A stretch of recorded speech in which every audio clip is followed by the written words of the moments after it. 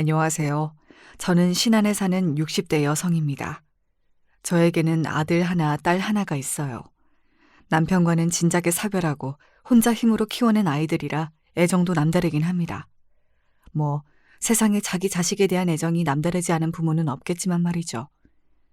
남편은 험한 일을 하는 사람이었습니다. 흔히들 말하는 조폭? 뭐 그런 거였어요. 남들을 괴롭히고 그런 걸로 돈을 버는 사람 말입니다. 그거 다 업보로 돌아온다고 그만두라고 골백 번은 더 이야기했지만 남편은 자신은 이런 거 말고 다른 일은 되어본 적도 없다고 늘 제 이야기를 흘려들었습니다. 그리고 제 말이 맞았습니다. 남편에게 그 업보가 다 되돌아갔거든요. 남편은 교통사고로 죽었어요. 뺑소니였는데 사람들이 이야기하기로는 남편과 사이가 좋지 않았던 다른 누군가가 일부러 사고를 낸 것 같다고 하더군요. 수술받고 나온 남편이 거의 기적적으로 잠깐 정신이 들었을 때였습니다. 저에게 이런 말을 했어요. 자네 말이 다 맞았네. 무슨 말이요? 결국에는 다 업보로 돌아온다는 말이네. 남편은 그렇게 말하고선 아이들을 혼자 키우게 됐으니 고생이 많겠다고 미안하다고 하더군요. 사실 그때까지만 하더라도 병원에서도 그렇고 남편이 그렇게 갈 거라고는 생각 못 했거든요. 기적적으로 깨어났으니 이제 살 거라고 다들 그렇게 생각했는데 저에게 그 말을 남기고 바로 다음 날 남편은 세상을 떠났습니다. 마치 그 말을 하기 위해서 잠깐 생각이 돌아왔던 것처럼 말이죠. 그렇게 저는 혼자 남겨져 아이를 키우게 되었습니다. 여자 혼자 촌에서 아이 둘을 키우기란 생각보다 어려운 일이었습니다. 정말 굳은 일이라는 일은 다 해가면서 힘들게 최선을 다해서 키웠지만 그럼에도 불구하고 아이들은 제 마음과 같이 자라주진 않았어요. 뭐 세상 모든 자식이 부모 속을 썩인다곤 하지만 저희 아들은 조금 더 유별나긴 했습니다. 아들놈은 자기 아빠를 그대로 닮았는지 아빠와 같은 일을 한다고 집을 나갔어요. 그날 저는 정말 바닥에 주저앉아서 대성통곡을 했던 게 기억이 납니다. 세상 어느 부모가 자식이 조폭을 한다는데 그러지 않을 수 있겠어요. 딸내미는 그래도 전문대학이지만 학교를 나와서 어디 작은 회사에 취직을 했습니다. 물론 저와 왕래는 거의 없긴 했어요. 그러다 결혼을 할 때쯤 찾아와서 이렇게 이야기하더군요. 나 결혼해야 하는데 돈 좀 있어? 라고 말이죠. 사위될 집안은 우리 집보다 훨씬 잘 사는 집인데 내가 모아둔 돈이 너무 없어서 그런다고요. 딸아이가 언젠가 결혼하면 줄 돈을 따로 모아놨던지라 그 돈을 건넸습니다. 제가 이렇게 했다고 하면 사람들은 매번 그렇게 호구처럼 당해주니까 자식들이 엄마를 더 우습게 본다고 뭐라고들 했지만 저는 아이들이 늘 불쌍했어요. 조폭이었던 아파 탓에 자라오면서 내내 손가락질을 당했고 게다가 가난하기까지 했으니 제가 자식들이었어도 이 집구석이 그리고 고향인 신안이 지긋지긋했을 겁니다. 그리고 딸아이는 이런 부탁도 하더군요. 오빠 그런 일 한다는 거 절대 이야기하지 마. 나 어디 외국에 나가 있다고 했어. 이야기 안 해. 큰일 나려고 그런 이야기를 하니? 그냥 확 죽어버렸으면 좋겠어. 딸아이가 조폭이 된 자신의 오빠를 보고 그렇게 이야기하면서 울었습니다. 자라오면서 내내 그것 때문에 사람들에게 손가락질을 당해왔었는데 어떻게 본인이 그런 일을 할 생각을 할 수 있는 건지 딸아이는 자신의 오빠를 도저히 이해하지 못했어요. 그건 뭐 저도 마찬가지긴 했습니다. 아들을 정말 이해할 수 없었거든요. 그래서 아들아이 없이 상견례를 하고 결혼식을 했습니다. 형님은 얼굴도 못 뵙고 결혼식을 하네요. 워낙 바쁘네라 우리랑도 통화를 거의 안 해. 그래도 그게 아닌데 괜찮으니 너무 신경 쓰지 말게. 사위는 정말 좋은 사람처럼 보였습니다. 평범한 가정에서 태어나 나름대로 좋은 대학을 나와서 괜찮은 직장에 취직해서 안정적으로 사는 그런 사람 말입니다. 제가 딸아이가 그런 사람을 만나서 결혼을 했으면 좋겠다고 늘 생각했었거든요. 그래서 표현은 안 했지만 정말 눈물이 날 정도로 좋았었던 게 기억이 나네요. 그래서 더더욱 아들 이야기를 숨기게 되었던 것 같아요. 혹시나 남편이 그리고 아들이 무슨 일을 했는지 알게 될까봐 저도 두려웠거든요. 그래서 사위가 신안으로 찾아오겠다고 했을 때도 거절했습니다. 그래도 가서 인사를 드리는 게 맞는 것 같은데 됐어. 이 멀리까지 오지 않아도 돼. 내가 조만간 서울 올라갈 일이 있으니 그때 서울에서 보면 되네. 바쁜 사람들이 뭐하러 여기까지 와. 혹시나 여기에 오게 되면 사람들이 저희 가족을 두고 하는 말을 사위가 듣게 될까봐 그게 몹시 겁이 났었거든요. 그래서 종종 제가 서울로 올라가 딸네 부부들을 봤지 절대 내려오게는 못했던 것 같습니다. 그러던 어느 날 딸아이가 임신 소식을 알려왔어요. 저는 정말 눈물이 났던 것 같아요. 잘 자라서 시집을 잘 가서 자신의 가정을 꾸리고 행복하게 잘 사는 것. 제가 꿈꿨지만 가질 수 없었던 걸 딸아이가 하나둘 이뤄가는 걸 보면서 대리만족도 되고 그리고 정말로 기쁘기도 했습니다. 그쯤이었던 것 같아요. 엄마, 나 왔어. 집을 나간 지 10년이 넘었습니다.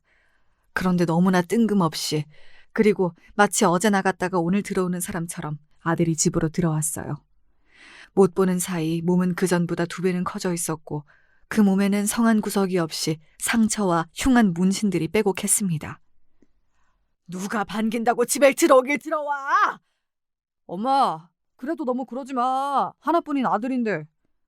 나는 그날 이후로 아들은 없는 셈 치고 살았는데 무슨 아들이야!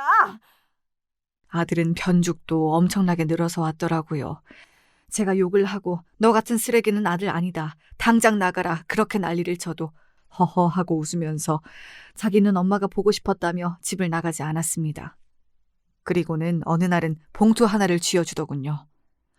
지훈이 결혼했다며. 이거 가져다 줘. 딸아이가 결혼한 걸 알고 있더라고요. 제가 그걸 어떻게 알았냐는 듯 눈을 크게 뜨고 아들을 봤습니다. 그랬더니 아들이 이렇게 말했어요. 지훈이 앞엔 안 나타날 거야. 나도 그 정도 생각은 하고 사니까 너무 걱정하지 말고 이 돈이나 가져다 줘요. 그래도 명색이 오빠인데 결혼할 때 아무것도 안 해줬잖아. 그 돈을 어떻게 번 건지가 너무 뻔했습니다. 지 아빠처럼 본인보다 약한 사람들, 그리고 약점이 있는 사람들을 괴롭혀 받아낸 돈이었겠죠. 그래서 싫었지만 그냥 받아서 딸아이를 줬어요. 물론 딸아이에게는 제가 주는 돈이라고 말하고선 말이죠. 아들이 돌아오면 실을 줄만 알았는데 그래도 그런 아들이라도 돌아오니 좋은 점이 있긴 하더라고요. 혼자가 아니라서 덜 외로운 것도 있었고 그리고 든든하기도 했고 말입니다.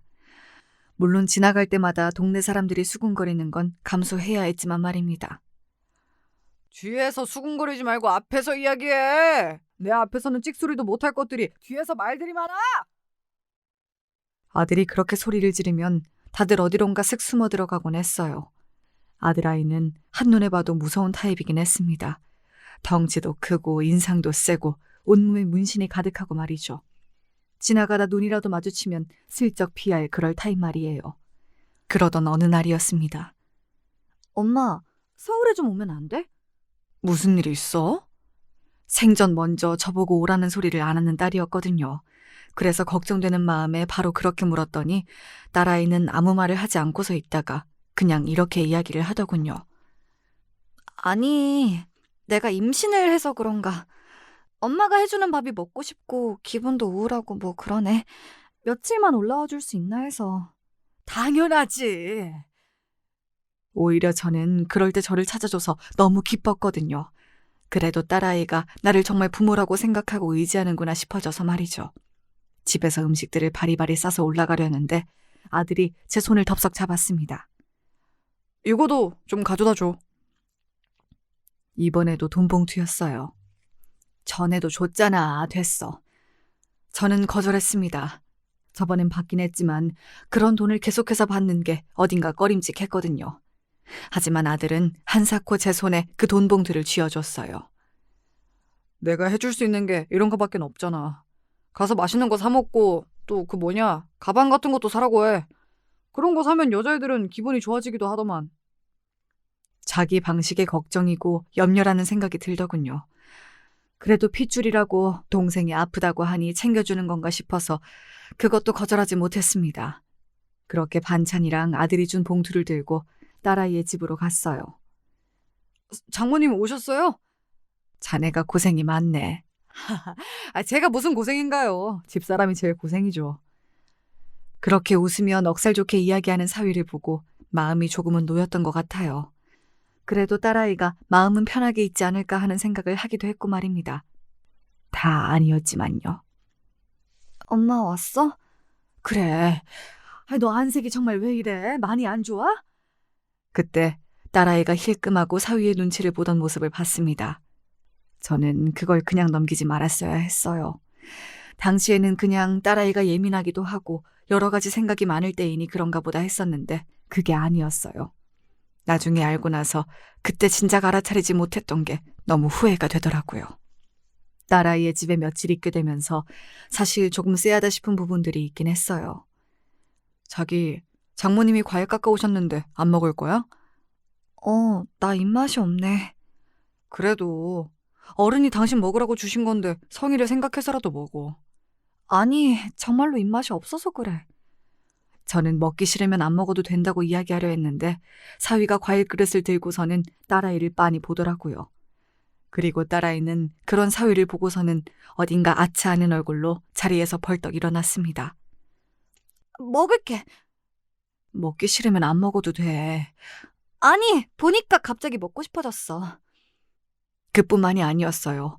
묘하게 딸아이는 사위의 눈치를 보고 있는 것처럼 보였습니다. 하지만 저는 별로 대수롭지 않게 생각했던 것 같아요.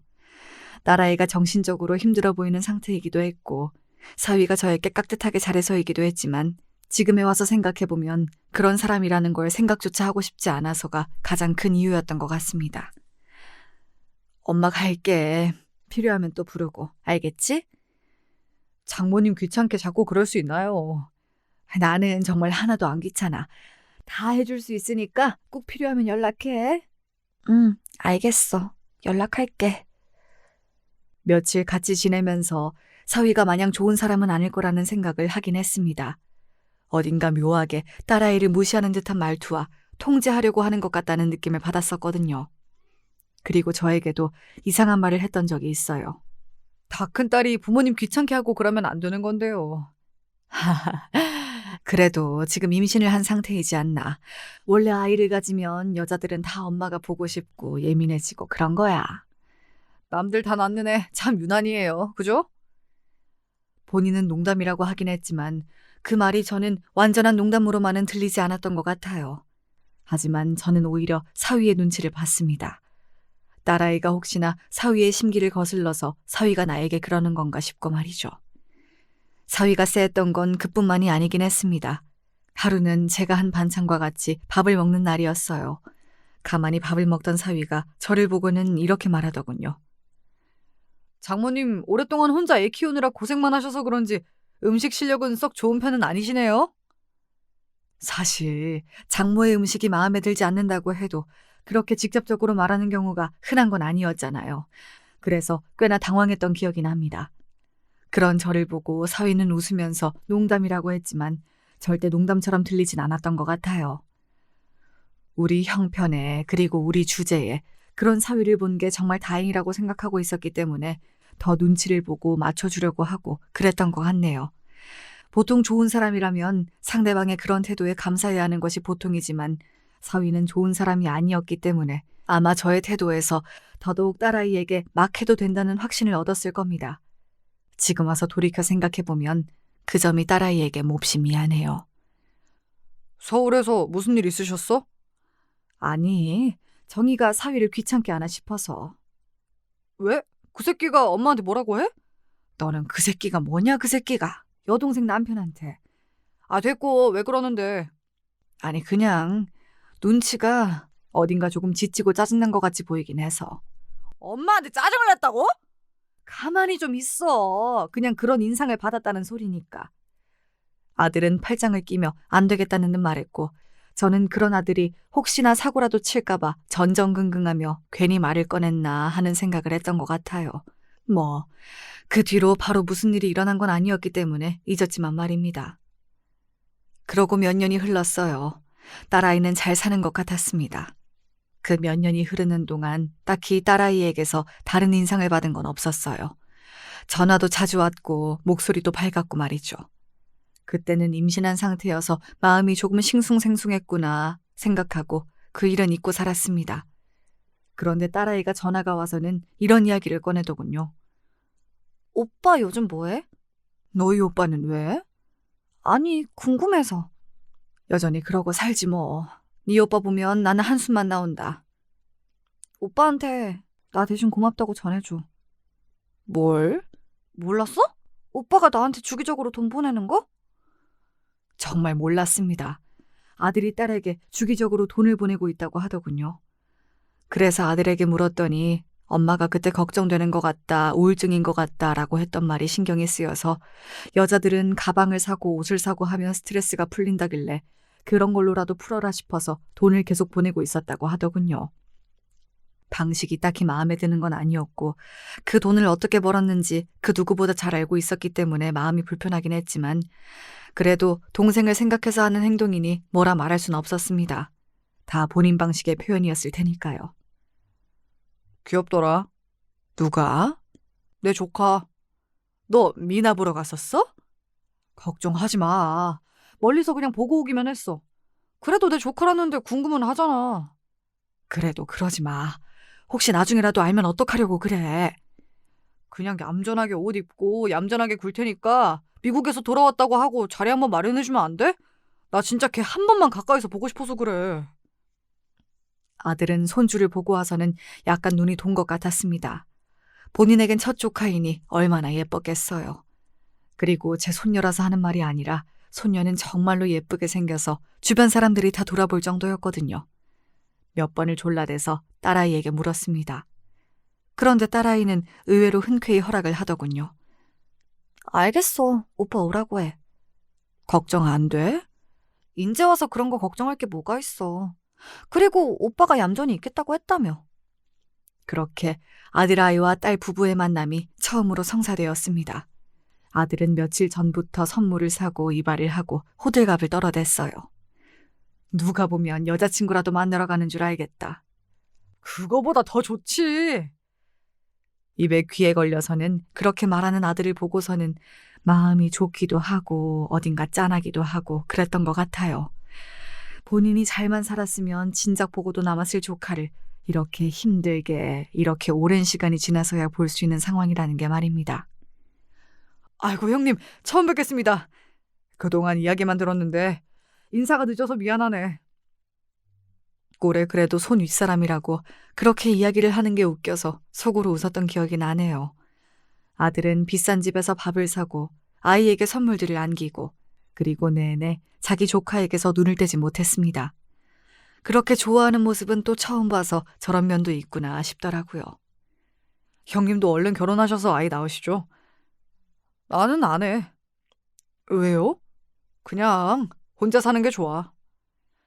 아마도 아들은 본인이 결혼해서 자식을 낳으면 그 자식도 자기처럼 될 거로 생각하는 모양이었어요. 언젠가 비슷한 이야기를 했던 적이 있었거든요. 무슨 대물림도 아니고 결국에는 자신도 이 일을 하게 된 게 어딘가 운명 같다고 말이죠. 그리고 대물려주고 싶진 않다는 말도요. 어쩜 이렇게 예쁠까. 얘 자라는 동안 학비나 시집 보내는 건 다 내가 해줄 테니까 예쁘게만 키워. 알았지? 그렇게 좋아? 그러게. 좋네. 핏줄이란 게 이런 건가 보다 싶고. 아들의 그런 모습을 보며 그래도 가족은 가족이구나 하고 생각했던 것 같아요. 그런 딸과 아들, 그리고 자기 딸아이를 보는 사위의 표정이 어딘가 마음에 걸리긴 했던 것 같습니다. 마음에 안 드는 듯한 얼굴을 하고 그 세 사람을 바라보고 있었거든요. 그리고 그걸 느낀 건 저뿐만이 아닌 듯 했어요. 좀 이상하지 않아? 지은이 신랑? 어디가? 그냥 뭔가 좀 사람이 좋은 사람은 아닌 것 같은데. 나 원래 그런 쪽으로는 눈치 엄청 빠른 거 알잖아. 아들은 아무래도 그런 일을 하다 보니 그런 쪽으로는 눈치가 참 빠른 편이긴 했거든요. 사실 저도 내내 느껴왔던지라 아들이 하는 이야기를 그냥 넘길 수만은 없었습니다. 그래서 언젠가 한 번은 딸아이에게 물어봤어요. 이서방, 너한테 잘해주냐? 딸의 대답이 뭐였는 줄 아세요? 바로 응이 아니라 왜였습니다. 그 대답을 듣고 알 수 있었습니다. 정말 잘해주면 무슨 일 때문에 그러냐, 잘해준다 이렇게 대답해야지 왜라고 묻진 않잖아요. 제가 몇 번을 더 캐묻자 딸아이는 한숨을 크게 쉬더니 꽤 충격적인 이야기를 시작했습니다. 사람이 워낙 가부장적이고 본인이 통제하는 걸 좋아해서 힘들긴 해. 자기 말 안 들으면 큰일 나는 사람이라. 때리기도 하냐는 제 질문에 딸아이는 아무런 대답을 하지 못하더군요. 저는 굉장한 충격을 받았던 것 같아요. 사실 제 남편도 한때 저에게 폭력을 행사하던 시기가 있었기 때문에 딸아이의 그 이야기가 더 끔찍하게 들려왔던 것 같습니다.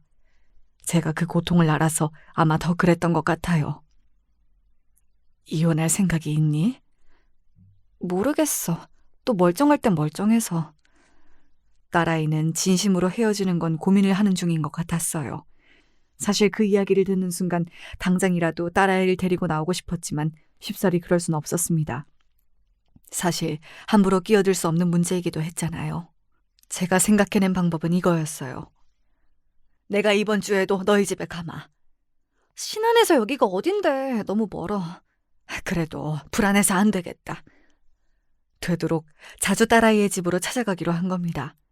딸아이를 옆에 두고 봐야 마음이 조금이라도 편할 것 같았거든요.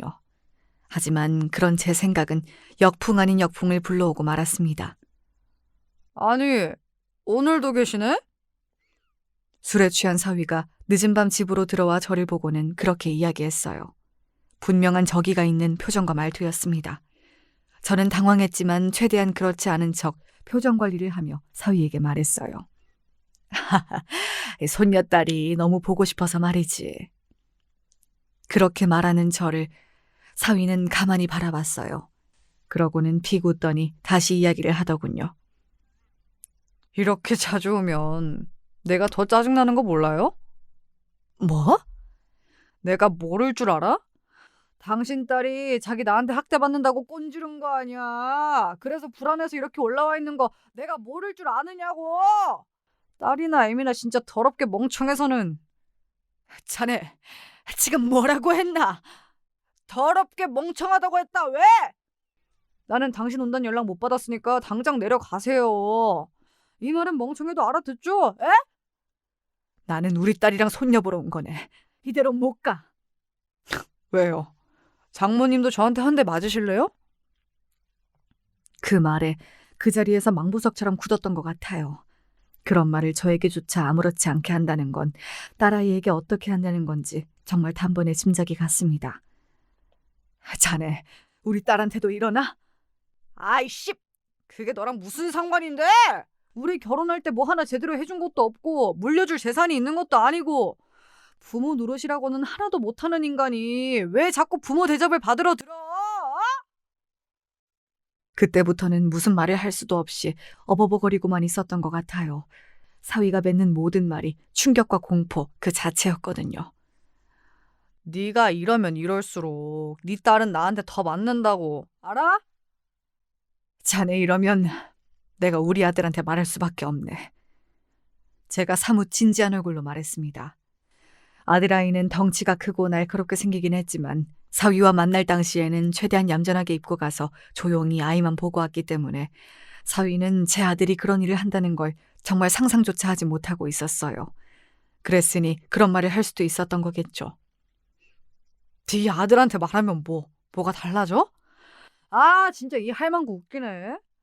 네 아들이 나한테 와서 나를 패기라도 한다는 거야, 뭐야. 그러면 나는 신고할 건데? 제 생각인데 사위는 분명히 중간에 술에서 깬 것 같았어요. 그래서 아마 어느 정도 이후부터는 술 기운이 아닌 진심으로 생각하고 있던 걸 뱉는 거였을 겁니다. 앞으로 우리 집에 이렇게 오지 마. 알겠어? 안 그래도 드나들 때마다 수준 떨어지는 것 때문에 짜증나 죽을 것 같은데 이제는 막 연락도 없이 찾아온다는 게 소름이 끼친다. 꺼져. 꺼지라고! 사위는 그렇게 이야기하며 저를 밀어냈습니다. 저는 사위에게 붙잡혀 문 밖으로 쫓겨났어요. 아들 버린 남자에게 거의 멱살이 잡혀서 질질 끌린 채로 문 밖으로 버려지는 기분은 생각보다 더 처참하더라고요. 그리고 그게 사위라서 더더욱 말입니다. 집으로 돌아오는 내내 눈물이 멈추지 않았던 것 같아요. 아무 말을 못하고 구석에서 울고만 있던 딸아이의 얼굴이 눈에 너무나 밟혔습니다. 그리고 그런 생각이 들었어요. 나한테도 이렇게 하는데 딸아이에게는 어떻게 하겠나 하는 생각 말입니다. 다시 집으로 내려가는 내내 고민했던 것 같습니다. 바로 이 모든 사실을 아들아이에게 말을 해야 할지 말아야 할지 하는 것을 말입니다. 물론 당연히 말을 하는 게 맞고 많은 분이 그게 고민할 거리가 되냐 하시겠지만 저희 아들은 조폭이에요. 눈이 돌면 사람에게 무슨 짓을 할지 모르는 아이였습니다. 저는 사위 새끼가 걱정이 되는 게 아니라 제 아들이 걱정이 되는 거였습니다. 혹시나 무슨 일을 치를까 봐 하는 걱정 말이죠. 그런 고민들을 하며 집으로 갔는데 아들이 집 거실에 누워서 텔레비전을 보고 있더라고요. 며칠 있다가 온다고 하지 않으셨어? 뭘 이렇게 금방 와? 제가 아무 대답이 없자 아들이 벌떡 일어나 저에게 다가왔습니다. 그러고는 제 표정을 보고서는 그 자리에서 굳었어요. 무슨 일 있어? 아들이 그렇게 묻는데 저도 모르게 눈물이 후두둑하고 떨어졌습니다. 정말 후두둑하고 말이에요. 그리고 제 입에서 오늘 있었던 일에 관한 이야기가 쏟아져 나왔어요. 저는 그런 경험은 처음 해보는 거였습니다. 저도 모르게 말이 막 나오더라고요. 아마 많이 억울하고 서럽고 그런 마음이라 그랬던 것 같아요. 아들은 의외로 제 말을 듣는 내내 침착했습니다. 저는 바로 뭐라도 손에 들고 서울에 가겠다고 설치는 건 아닌가 걱정한 것과 달리 아들은 굉장히 침착했어요. 물론 드문드문 손이 떨리는 것 같다는 생각이 들긴 했지만 말이죠. 그래서 엄마는 한 대도 못 때리고 나왔어? 거기서 너만한 남자를 내가 어떻게 때려? 뭐가 나만 해. 내 반도 안 되겠던데. 하여간 그 새끼 첫인상부터 너무 안 좋았단 말이지. 나는 그런 건 틀린 적이 없어. 그렇게 말하고서는 아들은 휴대폰을 들고 어디론가 나가더군요. 제가 그런 아들을 잡아 세웠습니다. 어떻게 하려고? 어머님 가만히 앉아서 내가 어떻게 하는지 구경이나 하소. 사람 다치게 하고 그러면 안 돼. 알지? 그런 인간 걱정하고 그러는겨? 아니, 너 걱정하는 거야, 너. 제 그런 대답에 아들은 아무 말도 없이 저를 가만히 보더니 망해 갈 일은 안 만든다는 말 한마디를 남기고 누군가에게 전화를 걸며 나갔습니다. 그리고는 한참 뒤에야 들어왔어요. 무슨 전화를 그렇게 오래 하냐, 무슨 일을 벌이려고 그러는 거냐고 계속해서 물었지만 아들은 끝까지 대답해주지 않았습니다. 그저 곧 알 거라는 말만 반복했어요. 그리고 얼마 뒤 딸아이에게서 전화가 걸려왔습니다. 엄마, 이거 오빠가 한 거야? 딸아이는 굉장히 상기된 목소리였어요. 그게 기쁜 건지 놀란 건지 알 수는 없었지만 말이죠. 저도 무슨 일인지 몰랐기 때문에 딸아이에게 물었습니다. 무슨 일인데? 아니 그게 아니라 오늘 남편 회사로 어떤 여자랑 남자가 찾아와서 난리를 치고 갔다는데 그게 아무래도 오빠가 한 것 같아서. 딸아이 말에 의하면 회사로 여자와 남자가 찾아와 한바탕 소동이 벌어졌다고 하더군요. 그 여자는 사위와 바람이 났다고 주장하는 내연녀였고 그 남자는 그 여자의 남편이라고 했다더군요. 내 아내랑 바람난 놈 찾아오라고 고성방가하고 회사 로비에 들어눕는 바람에 전 직원 모두가 그 사실을 알게 되었다고 말입니다. 그 여자랑 바람이 난 건 진짜고? 그런데 조금 알아보니까 그 여자가 술집 여자인 것 같더라고. 남편이 얼마 전에 접대받았는데 거기서 그 여자랑 그런 일이 있었나 봐. 사람들이 꽃뱀인 것 같다고 수군거리고 그런다는 이야기를 들었어. 술집 여자라고 하니 바로 오빠가 생각났다고요. 그런 여자들을 관리하는 것도 아들이 하는 일 중에 하나라는 것을 저도 딸아이도 알고 있었거든요. 정황상 아들이 벌인 일은 맞아 보였지만 일단은 딸아이도 저도 모르는 척하고 있기로 했습니다. 그리고 딸아이는 이혼 소송을 준비 중이라고 했어요. 그것도 사실 오빠가 도와주고 있어. 어디서 엄청나게 유명한 변호사 한 분을 모셔왔더라고. 아들은 정말 본격적으로 딸아이를 도와주고 있던 겁니다. 사람들이 보면 조폭일이나 하면서 지 가족은 끔찍하게 여기네 하고 비꼬고 욕을 할 수도 있지만 저와 딸아이는 그 순간 아들에게 너무나 고마웠던 것 같아요. 그리고 사위는 거기서 끝이 아니었습니다. 오늘은 교통사고가 났다는데? 그런데 상대 쪽에서 일부러 가져다 박았다는 것 같은데 증거가 없대. 보험 사기 일당에게 당해 교통사고가 나질 않나. 길을 가다가 재수없이 넘어지질 않나. 어느 날은 지갑을 잃어버리기도 하는 둥 사위에게 좋지 않은 일이 계속해서 일어난다고 했습니다. 그래서 요즘 사위가 굿이라도 해야 하나 그러고 있다면서 말이죠. 다행인 건 그렇게 정신이 없으니 딸아이에게 관심이 덜해서 그 전보다 편하다고 하더군요. 사위는 딸아이가 이혼 소송을 진행하고 있다는 걸 전혀 모르는 듯 했습니다. 소장을 받고 나서야 알게 된 것 같더라고요. 소장을 보낸 날 딸아이는 그 집을 나왔습니다. 그리고는 아들아이가 얻어준 오피스텔로 옮겼어요. 그곳은 제가 그 뒤에 가봤는데 굉장히 좋기는 하더라고요. 사위는 딸아이의 휴대전화로 수십 통의 전화를 했던 것 같습니다마는 딸아이는 이미 자신의 오빠에게 휴대폰을 반납한 상태여서 통화를 하진 못한 것 같았습니다. 제가 이틀 뒤쯤 딸아이가 있는 곳으로 갔을 때는 심지어 문 앞에 누군가 한 명이 서서 딸아이가 지내는 곳을 지키고 있었어요. 아이고, 어머님. 들어오고 나갈 때마다 어머님이라고 불리면서 90도로 인사를 깍듯하게 해서 부담스러워했던 기억이 나네요. 그리고 사위는 얼마 지나지 않아 저희 아들이 조폭이라는 걸 알게 되었습니다. 사위가 어떻게 알았는지 딸아이가 있는 곳으로 찾아왔거든요. 야, 이년아! 내가 너를 가만히 둘 것 같아? 가만히 안 두면 뭐 어쩔 건데, 니까짓 게. 아들이 그 전과는 다른 모습을 하고 사위 앞에 나타났어요. 일부러 문신이 다 보이게 입은 반팔과 반바지, 그리고 그동안 숨기고 있었던 험악한 표정과 말투. 사위가 순식간에 기가 죽는 게 보였습니다. 뭐야? 뭐긴 뭐야. 지은이 오빠잖아, 이 새끼야. 그 말이 아니고 뭐 하는 분이신데요? 그때 문 앞을 지키던 아들의 밑에 사람같이 보이던 남자가 나섰습니다. 팔을 걷어붙이고 말이죠. 그 사람의 팔에도 엄청난 문신들이 가득했어요. 뭐 하는 분이면 네가 그걸 알아서 어쩔 건데. 너 같은 게 우리 형님을 어떻게 할 수나 있어? 그냥 찌그러져서 닥치고 있으라고. 아! 사위는 명백하게 쫑게 보였습니다. 그런 사위를 향해 아들이 이야기했어요. 좋은 말로 할 때 내 동생이 달라는 거 다 주고 이혼 도장 찍어라. 안 그러면 너 정말 피 보는 수가 있다. 알겠어? 아들이 소리를 지르며 대답하라 했지만 무서웠던 건지 아니면 차마 그렇게는 하라고 못하겠던 건지 사위는 아무 대답을 하지 않더군요. 그래서 아들이 다시 한번 소리를 질렀습니다. 그 소리는 너무 커서 저도 화들짝 놀랐었던 것 같네요. 대답 안 해, 이 새끼야! 네, 알겠습니다. 사위는 그러고 주랭랑을 쳤어요. 아마 엄청나게 겁을 먹었을 겁니다. 원래 그렇게 자기보다 약한 사람을 괴롭히면서 산 사람들이 자기보다 강한 사람이 나타나면 엄청나게 쫄고 겁을 먹고 그러더라고요.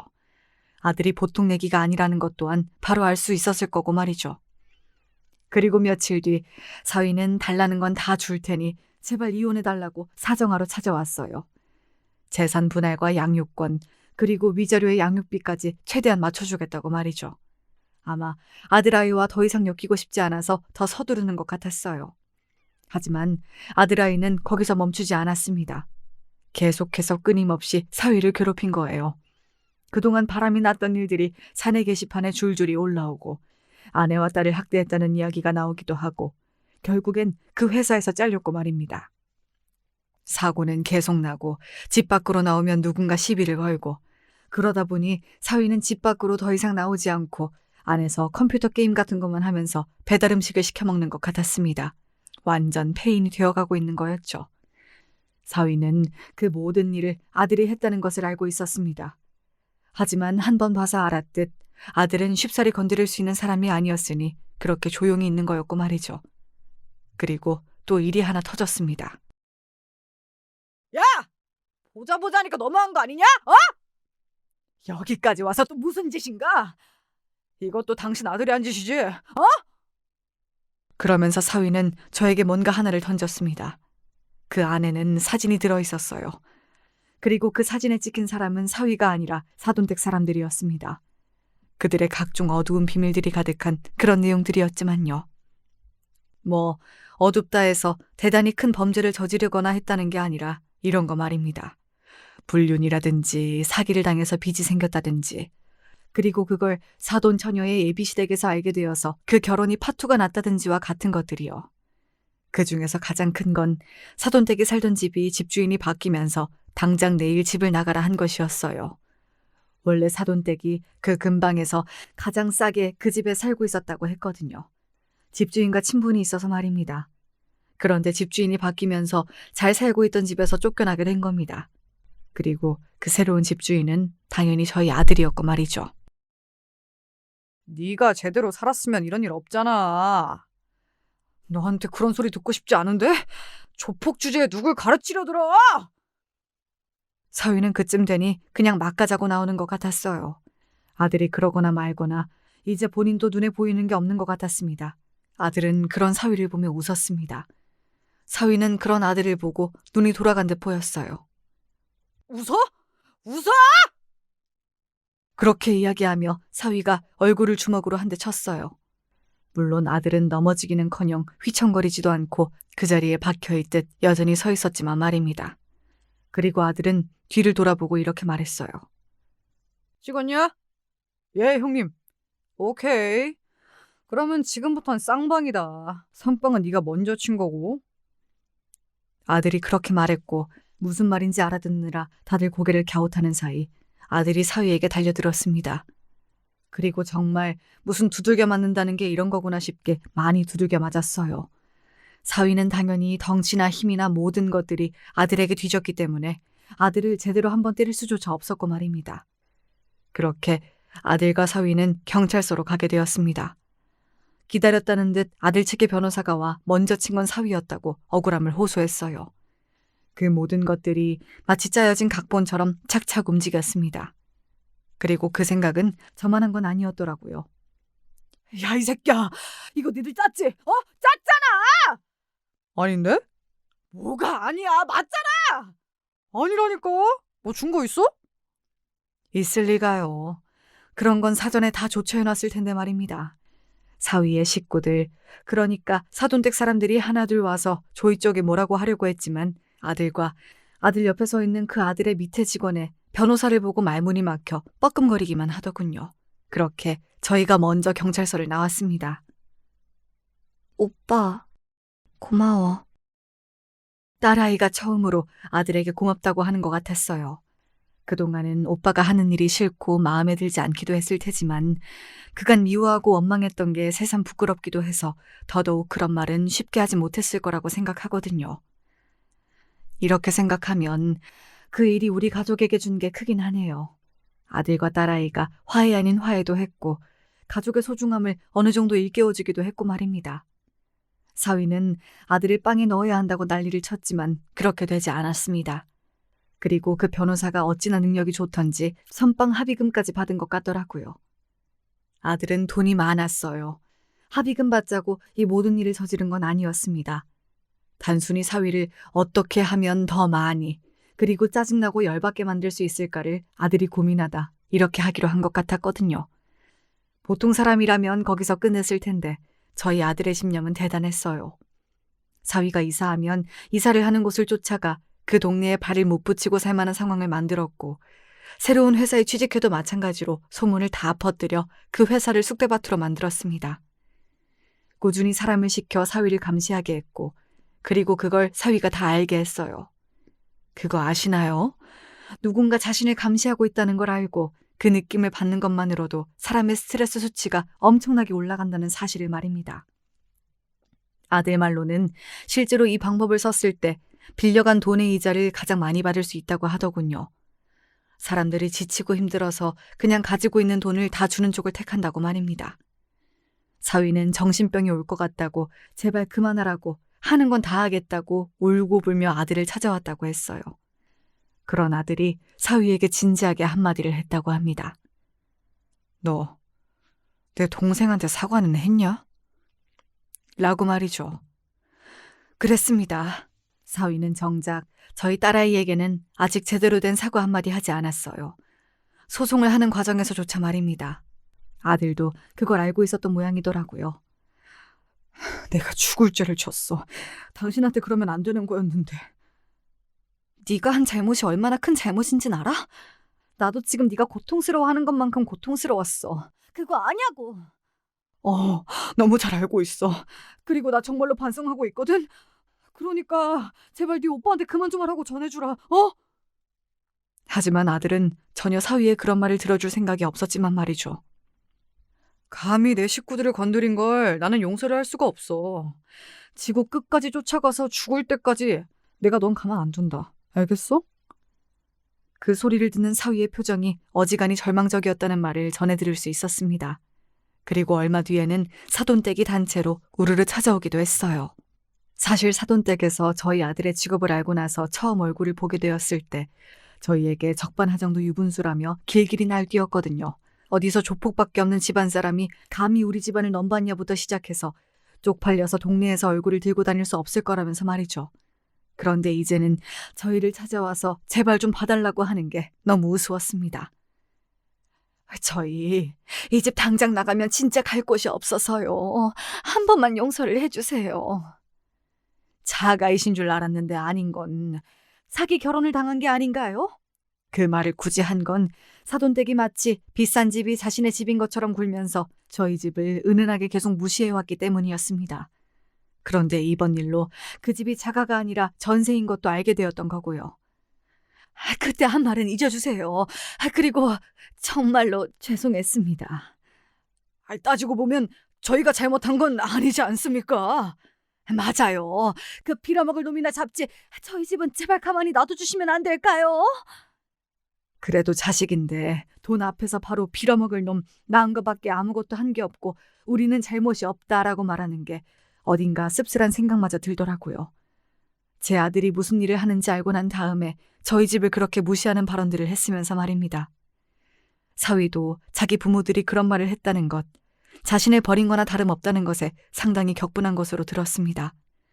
그래서 자신의 부모의 집에 찾아가서는 행패를 부리고 살림살이를 부수고 난리를 부리다가 결국 자신의 부모에게 신고를 당해 경찰서에 가게 되었다는 것도 말이죠. 그야말로 난장판에 콩가루라는 게 이런 걸 두고 하는 말이 아닌가 싶어요. 물론 저희 아들이 하는 일이 좋은 일도 아니고 남들에게 손가락질 받을 만한 일이라는 것도 잘 알고 있습니다. 언젠가 그만두고 갱생하기를 바라고 있어서 지금도 꾸준히 저와 딸아이가 아들을 설득하고 있고 말이죠. 한번 깊게 발을 들여놓은지라 쉽사리 빠져나올 수 없는 것 같지만 말입니다. 사위는 그러고 나서 자신의 부모와 완전히 연을 끊은 것 같았습니다. 그 배신감이 엄청났다고 들었는데 사위가 그런 놈인 걸 떠나서 부모에게 그런 식으로 버림을 받는 건 굉장히 충격일 거라는 생각이 들긴 했어요. 저는 아들이 그렇게 사는 걸 알았어도 사실 연을 아예 끊지는 못하고 늘 어느 정도는 붙잡고 있었거든요. 사실 부모 자식 간이라는 게 그렇잖아요. 절대 쉽게 끊을 수 없고 끊어지지도 않는 그런 관계 말입니다. 아무튼 사위는 정말 모든 것을 다 잃었습니다. 집도 직업도 친구도 그리고 심지어는 가족도 말이죠. 아마 평생을 후회하거나 혹은 괴로워하거나 아니면 둘 다 하는 채로 살아가게 될 거예요. 그리고 또 죽을 때까지 저희 식구들, 특히 아들을 잊진 못할 겁니다. 저와 딸아이는 그거면 됐다라고 생각하고 아들에게 더 이상 하지 말라고 이야기는 했어요. 물론 아들은 그러겠다고 대답하진 않았지만요. 아마 아들은 더 할 수도 있다고 생각은 합니다. 그러지 않기를 바라지만 말이죠. 저는 이제라도 아들이 남들처럼 살기를 진심으로 바라고 있거든요. 본인은 그렇게 살 수 없다고 이미 늦었다고 이야기하지만 저는 늦지 않았다고 생각해요. 그렇게 생각하는 큰 이유 중에 하나가 사실 아들이 자기 조카인 소녀를 볼 때입니다. 정말 눈에 사랑이 가득하고 뭐 하나라도 주고 싶어 하고 그런 게 보이거든요. 정말로 많이 아끼고 사랑하는 게 보여서 저렇게 어린아이에게 사랑을 줄 수 있는 사람이라면 근본은 좋은 사람일 거로 생각하고 있어요. 사실 저희 남편이 그러기도 했고 말입니다. 그래서 저는 오늘도 열심히 아들을 다양한 방법으로 설득 중이에요. 직접 말로 하기도 하지만 손녀와 놀게 하면서 세상을 조금 따뜻하게 봤으면 하기도 하고 그러다 보면 달라지고 싶어지지 않을까 하는 생각도 들어서 말이죠. 소중한 게 생기면 사람이 달라지기도 하잖아요. 오늘 제 이야기는 여기까지입니다. 아마 그 누구도 사위의 이런 결말을 예상하지 못했을 거예요. 당연하죠. 이런 걸 누가 예상이나 하냐고요. 알고 봤더니 아내의 친오빠가 조폭이라 상상도 못할 방식으로 복수를 당한다. 이렇게 이야기하니까 어디 뭐 영화나 드라마에서나 나올 법한 이야기긴 하네요. 사실 그래서 사연을 쓰게 된 것도 있습니다. 많은 분들이 우아하고 들어주실 것 같아서 말이죠. 사연이 길어졌네요. 주절주절 이야기하느라 이만큼 길어진 줄도 몰랐습니다. 저는 이제 그만 여기서 이야기를 마치도록 하겠습니다. 아, 한 가지. 저희 아들이 갱생하고 잘 살 수 있는 방법 같은 게 생각이 나시면 댓글로 달아주세요. 제가 와서 읽어보고 괜찮다 싶은 것들은 한번 시도해 보겠습니다. 들어주셔서 감사합니다. 언제 어디서나 건강하세요.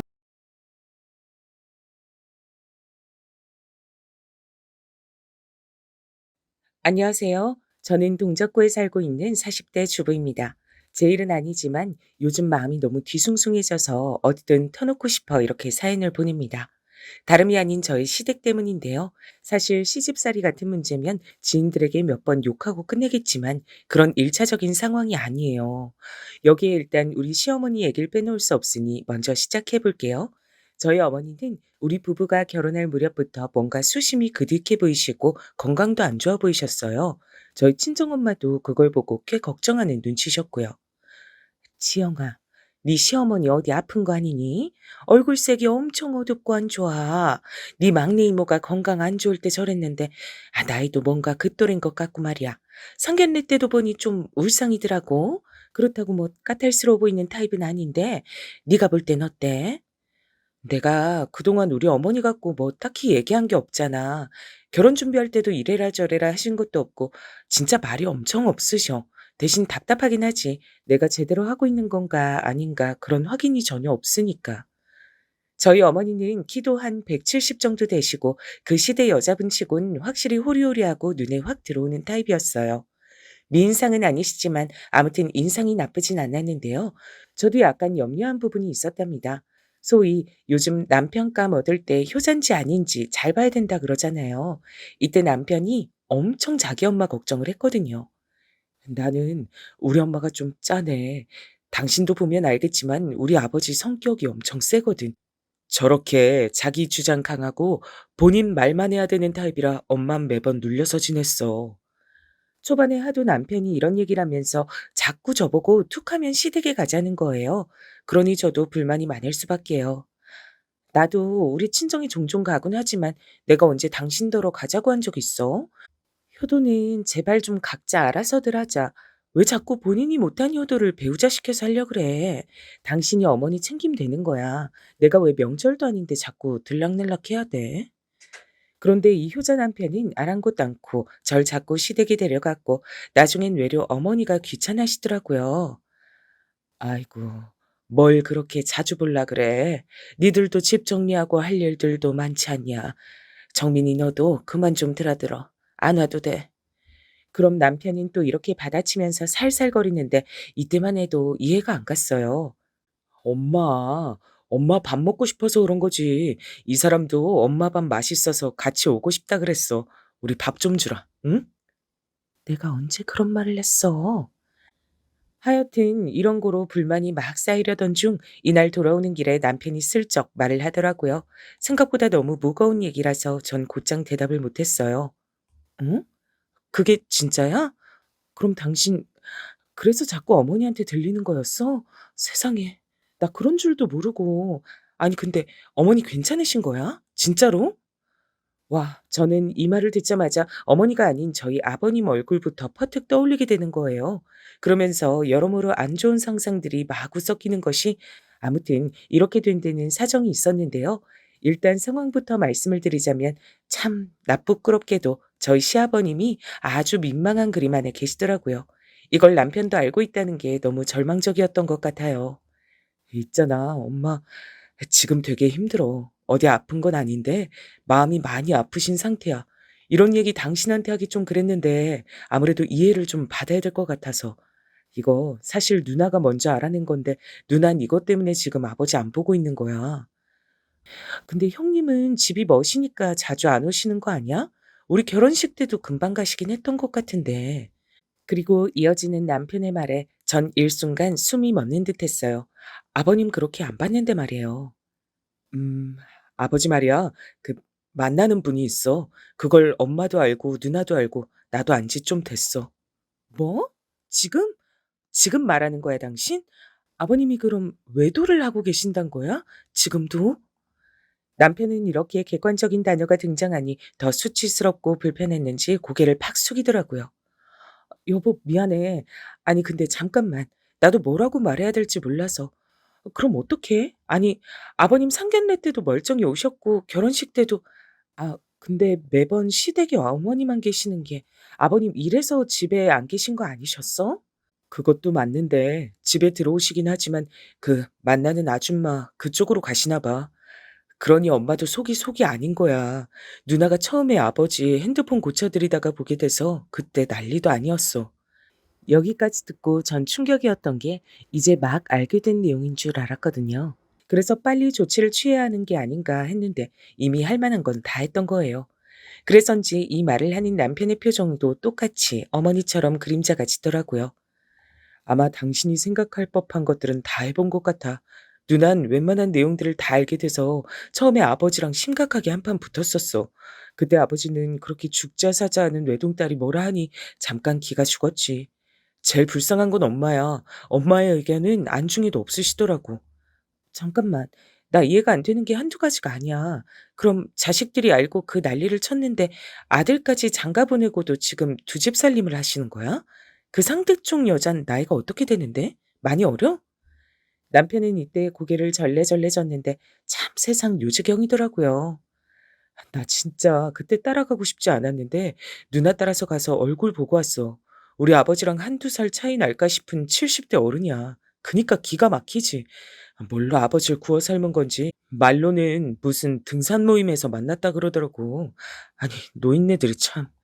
그러니 전 여기까지 듣고 마음이 너무 복잡한 거예요. 사실 우리 어머니가 무뚝뚝하셔서 그렇지 은근 잔정이 많으시고 잘 챙겨주시거든요. 친정 엄마가 계단에서 구르셔서 다쳤을 때도 뼈에 좋다고 직접 곰탕도 구워서 보내주시고 그랬어요. 어머니, 저희 엄마가 너무 감사하다고 평소 사골 좋아하는데 손 많이 가서 안 해드신다고 따로 뭐라도 좀 보내드리고 싶다고 하셔서요. 제가 주소 보내드려도 될까요? 이러면 어머니는 한사코 거절하시는 분이었어요. 아니야, 아니야, 됐어. 나 먹으려고 끓인 건데 너무 많아서 그쪽에 보낸 거야. 계속 그렇게 주거니 받거니 하면 이것도 부담돼서 못해. 그냥 아무것도 하지 마시라 그래. 드시고 기운 차리면 그걸로 끝이지 뭐. 나 불편하니까 그런 거 절대 알려드리고 그러면 안 된다. 이렇게 소탈하시고 사람한테 패기치는 거 싫어하시는 분인데 그래서 외려 제가 더 어머니를 어려워하고 불편해할 때가 있어요. 도통 뭘 원하시는지 알 수가 없고 전 늘 일방적으로 받는 입장이 되니 괜히 죄송하고 그럴 수밖에 없잖아요. 근데 그런 어머니에게 저런 충격적인 사건이 있었다니 마음이 도통 놓이질 않았어요. 그럼 지금 어머니는 계속 힘드신 상태구나. 설마 당신 결혼할 때까지 참으신 거 아니야? 그게 아버지가 진짜 너무 이해가 안 돼. 나는 나까지 손절할 수 없어서 순서가 밀린 것뿐이지. 나도 맘 같아선 아버지랑 연 끊고 살고 싶다니까. 누난 엄마 불쌍하다고 아버지랑 아예 완전히 끊어버렸어. 근데도 아버진 계속 저렇게 홀려서 그 집 왔다 갔다 하시잖아. 실은 누나가 이혼까지 하라고 그렇게 얘기했거든. 여기에 눈이 펄쩍 뜨인 저는 그 뒷일이 궁금해서 입을 다물고 있었는데요. 젊은 애들이건 중년이건 노년이건 간에 어딘가에 눈이 뒤집어지면 참 처참하더라고요. 근데 아버지가 뭔 심본진 몰라도 자기 사전에 절대 이혼은 안 된단 거야. 사실 아버지도 약간 억하심정이 있었던 것 같아. 그 아주머니를 생각해서가 아니라 이렇게 책 잡혀서 이혼하게 되면 재산도 떼줘야 되고 자식들이랑도 못 보고 말년에 불명예스럽다고 생각하겠지. 너무 어이없는 게 또 그런 설계를 그 아주머니가 해주고 앉았더라고. 여기까지 들으니 이제 제가 다 혈압이 오르더라고요. 나이 70이나 먹어서 별 미친 늙은 여우가 다 있다 싶었어요. 여기까지 들으니까 내가 다 화가 날 정도네. 어머니가 맨정신에 견디신 게 용하게 느껴질 정도인데, 근데 어머닌 어떻게 하고 싶으신 거야? 나도 모르겠어. 그냥 이렇게 엄마 비위만 맞추고 있을 뿐이지. 나도 결혼해서 내 인생 잘 살아야 되는데 엄마는 엄마대로 걸리고 당신한테도 미안하고 그냥 여러 가지 감정을 느껴. 사실 나랑 누난 엄마가 안쓰러워서 우리 딴에 머리도 굴려봤어. 아버지를 왕따 시킨다든가. 저는 그것도 제법 효과적이라고 생각했는데 아니었나 봐요.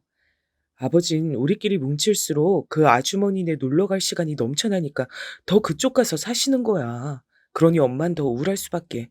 평생 없이 살고 그렇게 아껴가면서 자식들 키워놨는데 아버지만 뺀질하게 얼굴은 윤이 나고 비슷한 또래 아주머니랑 바람나니 힘드실 거야. 여기서 전 아주 개인적인 의문이 생겨 물어봤어요. 그럼 당신도 혹시 그분 얼굴 봤어? 아닌가? 볼 일이 없었으려나? 왜 없었겠어? 누나랑 같이 쫓아가서 본 적 있지. 아주 곱상하게 생기셔가지고 왜 우리 아버지를 만나는지 모를 정도였다니까. 남편 말론 그냥 귀티나는 할머니였다곤 하는데 참 그 나이 먹어서 그렇게 눈 맞을 일이 뭔지 모르겠더라고요. 아무튼 이때 결론은 완전히 고구마가 되어 아버님만 살판이 나신 상황이더라고요. 제 앞에선 세상 그렇게 자애롭고 인자해 보이시던 아버님인데 그런 모습을 갖고 계실 줄 몰랐어요. 저희 친정엄마도 이 사실을 듣고 너무 속상해 하시더라고요. 옛날에야 그런 일들이 많았다지만 요즘도 내 세대에 나이 처먹고 그런 인간들이 있을 줄 몰랐다. 딱 그 꼴 아니야. 네 외할머니도 그래서 고생하고 병 얻으신 거 아니니. 그래도 외할아버진 지은 죄가 많아서 오래 못 사시고 가시긴 했다만 사실 이것도 참 별로긴 한데 엄마 말론 그 시대엔 큰어머니, 작은어머니 하며 첩들이 아예 방을 차지하고 살았다고 하는 거예요. 뭐 지역별로 다를 수도 있지만 그렇게들 살던 시대였어. 우리 집도 그랬고. 난 그 작은 엄마네 따라다니던 오빠가 아직도 잊혀지질 않아. 나중에 병 얻어서 죽었다지. 난 천벌 받은 거라 생각해. 외할아버지가 진짜 모질고 못된 게 어떻게 첩자식 밥까지 챙겨 먹이라고 하니? 그렇게 술이나 드시고 헛짓하시니 오래 못 살고 가신 거지. 첩도 첩자식도 편히 못 살고 말이야. 이런 뒷얘기까진 몰랐는데 들어보니 정말 절망적이긴 하더라고요. 아무튼 엄마 말 맞다나 요즘 시대에도 이렇게 맘고생하고 아무것도 못하시는 어머니가 너무 안쓰러웠어요. 그러고 한 6개월쯤 지나 저희에겐 예쁜 아기 천사가 찾아왔고요. 그러다 보니 저도 시댁에 신경 쓸 새가 없었답니다. 남편도 그때 대장에 뭐가 있다고 해서 간단히 수술도 하고 서로 건강 챙기고 하느라 정신 없었어요. 하지만 임신 소식에 무척 기뻐해 주셨던 어머니 그제서야 좀 살 소망이 있다고 하시더라고요. 내가 진짜 인생에 낙이 하나도 없었는데 우리 정민이 얘기라고 하니까 너무 기대가 되고 행복하네. 얼른 보고 싶다 나도. 그러시면서 저한테 내내 뭐 먹고 싶은 것이 없는지 저 먹을 거 챙겨다 주시고 했어요. 나도 옛날 사람이라 너무 뒤처진 걸 수도 있는데 내가 애들 낳을 땐 그렇게 속꼬리 고아 먹고 뭐도 하고 그랬어. 너도 사골 잘 먹니? 그러시면서 하나하나 다 물어보고 해주시고 저도 중간엔 염치불구하고 부탁도 드렸어요. 사실 어머니는 제가 뭐 만들어 달라고 하면 좋아하셨거든요. 어머니, 저 요즘 어머니 김치찌개가 너무 먹고 싶어요. 그 돼지고기 앞다리살 팍팍 넣은 거요. 그렇게 말씀드리니 기분 좋게 한 솥을 끓여다 가져다 주셨고 잘 얻어먹고 아기도 잘 낳아서 집으로 왔답니다. 그러고 얼마쯤 지났을까요? 제가 한창 육아일기를 쓸 무렵이니까 아기 한 50일쯤 지났을 무렵인데요. 이때 저는 남편으로부터 청청병력 같은 소리를 듣게 되었어요. 여보, 엄마가, 엄마가 암이래. 누나가 지방에서 급히 올라와서 같이 가드렸는데 상황이 심각해. 저도 이때 늦게 여기저기 연락이 다 어머니의 상태를 알게 됐는데요. 이미 많이 조치가 늦은 시한부 상태란 걸 알고 얼마나 놀랐는지 몰라요. 남편은 어찌할 줄 몰라 착잡해하고 밤마다 잠도 못 자고 내내 침울한 얼굴이 됐죠. 참 웃긴 게 그동안 그렇게 코빼기도 안 비추고 집에 잘 안 오던 아버님도요. 심각한 상황이 돼서 그런지 그땐 슬슬 드나드시더군요. 엄마 이번에 항암 때 아버지가 옆에서 왔다 갔다 하시긴 했는데 그것도 진짜 못 볼 꼴이야. 누나랑 아버지랑 서로 안 마주치려고 피해 다니는데 이게 뭔 짓인지. 게다가 아버님은 눈치도 참 너무 없으셔서 이때 마주친 저에게 이런 말씀까지 하시는 거예요. 아이고 우리 며느리. 그래 우리 민우도 잘 크고 있지? 민우 사진 좀 보내봐라. 아주 여기저기 자랑하고 싶은데 정민이 노통 보낼 줄 몰라. 아, 네, 아버님 보내드릴게요. 저도 요렇게 말은 하면서 참 기분이 별로더라고요. 평생을 그렇게 헌신하며 살아온 아내가 오늘 내일하고 치료를 하고 있는데 손주 사진 보내라고 들떠 있으시니까요. 그리고 이건 당시 저만 눈치챘던 건데 이때 아버님이 드나드신 것도 다 그 따로 만나는 분이 짜준 그림이더라고요. 제가 핸드폰 받아서 대신 영상이랑 사진 보내드리다가 의도치 않게 톡을 보게 됐는데요. 어휴, 가관도 아니네요, 진짜. 재관 씨, 가서 마누라 돌봐주고 인사도 하고 애들이랑도 얘기도 하고 그래요. 이제 얼마 안 있으면 갈 사람인데 얼마나 안 됐어요. 난 재관 씨가 더 안 됐어요. 그래도 가정 잘 지켜야 하니까 우리 재관 씨도 대접받고 해야 하다니까 시간 잘 보내고 와요. 재관 씨 좋아하는 감자탕 끓여줄게요. 이야, 아주 대단한 위인이 납셨더라고요. 저도 그럼 안 되는데 위로 슬슬 올려보니까 둘이서 얼마나 어딜 놀러 다녔는지 춘천이며 어디며 놀러가서 찍은 사진들이 쭉쭉 나왔어요. 이걸 남편한테 말해야 되나 고민하다 참았는데요. 시간이 좀 흘러 그날이 되니 도저히 못 참겠더라고요. 여기서 말하는 그날은 그렇게 마음고생하시고 고되게 사셨던 저희 어머니가 소천하신 날이에요. 사람의 인생이란 게 참 거짓말처럼 눈앞에서 사라지더군요. 아프신 것도 충분히 봤고 사실상 어머니랑 알아온 시간이 그리 길지 않았는데도 실감이 안 났어요. 근데 그날 그 장례식장에 그 아주머니가 온 거예요. 저도 눈으로 직접 본 건 처음이지만 이전에 아버님 핸드폰으로 얼굴을 본 적은 있어서 그렇게 막 낯설진 않았답니다. 그런데 문제는 이날 장례식장에 우리 남편이고 형님이고 다 있었단 말이에요. 형님은 이때 눈이 완전히 돌아서 그 아주머니 멱살을 잡으려는 걸 남편이 뒤에서 뜯어 말렸어요. 누나, 누나, 참아, 참아. 안 돼, 안 돼. 큰일 나. 하지 말라고. 이 미친 할마씨가 여길 어디라고 와? 아버지 진짜 나 죽는 꼴 보고 싶어요? 아버지가 제일 미쳤어. 다 가만 안 둘 거야. 형님은 이때 거의 실성하기 직전이었고 막 엉겨붙으려는 걸 남편과 아버님이 달려들어 떼어놨고요. 아버님은 저의 표정을 보시더니 저도 안다는 걸 느끼시고 고개를 푹 숙이시더군요. 적어도 저는 그래도 이후로 뭔가 잦아들지 않을까 나름의 기대를 했어요. 장례식장에서 그 꼴을 쳐가고 본가고 상관없이 다 보일 정도의 다른 옆쪽 공간 사람들까지 구경을 올 정도면 인간이 뭔가 느끼는 게 있어야 되잖아요. 근데요, 정말 제 귀로 듣고 눈으로 보고도 믿지 못할 상황을 경험하게 됐어요. 저희 아버님은 어머니가 그렇게 가신 뒤에 집을 이래저래 정리하시더니 이후에 곧장 이사를 하셨답니다. 그나마 대화를 하는 게 저밖에 없어서인지 전화하셔서 말씀하셨어요. 혼자 있으려니까 너무 적적해서. 그리고 나이 들면 자식들 근처 가서 살아야 된다니까. 근방에 있는 아파트로 이사 가게 됐단다. 우리 며느리가 가운데서 여러모로 욕보고 고생 많다. 정민이한텐 대신 좀 전해줘라. 사실 전 아버님께 꼬박 연락받는 거 너무 불편한데 아버님은 아들마저 대면대면하니 자꾸 저한테 연락을 하시는 거예요. 그러면 똑바로라도 사시든가. 새로 기껏 만들었던 그 보금자리를 왜 그러고 사시는 걸까요? 이 말은 이 집의 그 엄청난 아주머니, 아주 얼굴 타이트하게 당겨서 젊게 보이려고 애를 쓴 어디로 봐도 70대로 보이는 상간녀 할머씨가 들어왔던 거예요. 이것도 아버님 입으로 직접 말씀을 하셨는데 듣고 너무 기가 막히더라고요. 아버님, 저기 그분이 같이 들어오신 거예요? 그러면 아무래도 저희 남편이랑 같이 찾아뵙긴 힘들 것 같은데요. 그런데 여기서부턴 아버님도 슬슬 화를 내시더라고요. 대체 노년에 왜 이렇게 욕심이 많으신 걸까요? 정말 사람의 욕심은 끝이 없는 것 같아요. 그니까 며느리 네가 그런 역할을 좀 해줬으면 좋겠어서 연락한 거 아니냐.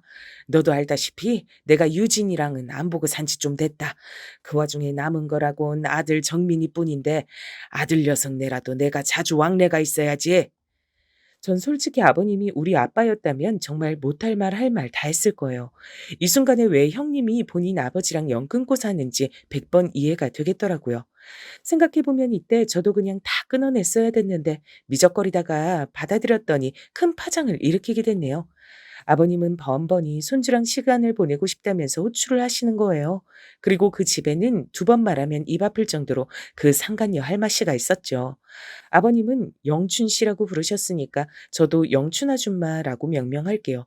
이놈의 영춘 아줌마가 말이에요. 안과 밖으로 어떻게 아버님을 구워 삶았는진 모르겠지만 저한텐 처음 보자마자 대뜸 말을 놔버리는 거예요. 저기 이름이 뭐라 그랬더라? 나도 편하게 이제 이름 부르고 싶어서. 나는 시어머니랑 며느리랑 따분하게 지내는 거 싫어. 나한테 시엄마라고 해도 돼. 내 친구들도 며느리한테 다들 엄마니 딸이니 하면서 지내더라고. 그 아니에요. 그렇게 호칭하긴 조금 어렵네요. 저도 그냥 민호 엄마라고 부르시면 돼요. 전 제가 알아서 할게요. 그랬더니 갑자기 표정이 표독스럽게 변하더니 우리 남편 눈은 쳐다보지도 못하는 주제에 말을 막 하더라고요. 어머, 우리 며느리 생각보다 되게 기가 세네. 아버님이 그러라고 부르는 게 아닐 텐데 말이야. 있잖아. 뭘 모르나 본데 나한테 그렇게 막 하면 안 돼. 이제 내가 그쪽 시아버지랑 같이 사는 사람이야. 그럼 뭐겠어? 시어머니지. 불편하지 말라고 먼저 편하게 해주겠다는데 아랫사람이 그렇게 말하면 안 되는 거야. 저 말발로 조곤조곤 아버님을 구워 삶고 튀기고 별걸 다 해먹었구나 싶어 아주 절로 혀를 내두르게 됐답니다. 그런데 너무 웃기는 게요. 저 다음날 아버님한테 불려가서 혼난 거 있죠? 아주 웃기지도 않아요, 진짜. 민우애미야, 너 왜 우리 영춘 씨한테 그렇게 날쓰게 대하냐? 이제 같이 살고 이 사람 말이 뭐 그리 잘못됐어? 나랑 같이 살면 부부고 네 시엄마가 되는 게 맞는 거지. 당장 갑자기 바꾸려니까 어색하고 할지 몰라도 어머니라고 불러라. 영춘 씨가 아주 많이 서운해한다. 와, 저는 무슨 옛날에 집 나갔다 돌아온 아빠랑 같이 살게 된 마냥 어머니 계실 때 연락도 없고 잘 얼굴도 안 비추시던 시아버지랑 자주 보게 된 것도 불편하거든요. 근데 무슨 상간녀 할머니를 끌고 들어와선 시어머니라고 부르라니 이건 남편이 봐도 못할 짓이잖아요. 근데 이때 아버님이 너무 비겁하게 한수를 두시더라고요. 아마 정민이도 싫어하고 서로 불편할 거 안다. 근데 상황이 이렇게 된 걸 어쩌겠어. 간 사람은 가고 사는 사람들은 또 살아야지. 계속 이렇게 자식들이 척을 지니까 살 수가 있나. 이런 말까진 안 하려고 했다만 영춘 씨네 아들, 딸이 얼마나 나한테 잘하는지 아냐? 좀 극단적으로 말해서 자꾸 이런 식이면 나도 재산 못 물려준다 전해라. 생각들이 없어 생각이. 이야 참 부모가 말년에 수치를 저지르고선 자식에게 돈을 인질 삼아서 강제 효도를 요구하다니 이게 뭐예요 정말. 게다가 그 재산은 아버님 혼자 일구신 게 절대 아니란 말이에요. 저희 엄만 여기까지 듣고 답답해서 가슴을 치셨어요. 내가 볼 땐 니네 시어머니 잘못이 크다. 아니 아니 지금 그 미친 옆했네 말고 돌아가신 네 시어머니 말이야. 남편이 그렇게 밖에 나가서 딴 여자랑 그러고 있으면 소송을 걸어서라도 이혼을 하고 재산을 나눴어야지. 그걸 남편이 저렇게 피하고 도망 다닌다고 아들 결혼시킬 때 추문 없게 하려고 참는 게 답이야? 이게 뭐야. 죽어서도 결국 자식들이 마음고생하잖아. 지 엄마가 얼마나 불쌍하고 재산까지 첩들한테 뺏기게 생겼네. 엄마 그만해. 나 충분히 속 터지니까. 그럼 나는 지금 뭘 하면 되는 거야? 남편도 남편이지만 나는 아버님이랑 그 할머니 얼굴 계속 봐야 된단 말이야. 그러니 엄마는 이때 진심인 듯 아닌 듯 묘한인 듯 맞는 듯한 소리를 던지고 전화를 끊었답니다. 뭘 어떡하겠어. 일단은 인질 잡고 저러면 맞춰주는 척 해야지. 그 할마씨가 그렇게 뒤에서 조종한다며. 둘이 붙어먹어서 그 지경인 거니까 찢어놓으면 되지. 그럴 자신 있으면 참고 지내고 자신 없으면 다 포기하고 그냥 의절해야지 뭐. 새삼스레 저는 이때 아버님이 너무 가증스럽게 느껴지는 거예요. 장례식 때도 그렇게 감정에 취해서 오시고 정말 슬프기는 하셨을지 모르겠더라고요. 일단은 남편에게 진정하라고 달래봤어요. 다 짜증나는 건 아닌데 지금은 일단 좀 상황을 보자. 이렇게 당신이 아버님이랑 의절하면 아버님은 진짜 뭐 간이라도 빼서 다 그 영춘이 할매한테 줘버린 참이야. 아버님 간은 아깝지도 않겠지 이제. 근데 어머니랑 사실상 같이 일군 거나 다름없는 재산은? 그거 그 집 그 불량한 아들 딸내미들이 아주 침을 흘리고 달려들 텐데. 남편은 여기서 머리를 마구 쥐어뜯으며 괴로워했고 우린 그렇게 밤새 잠을 이루지 못했어요.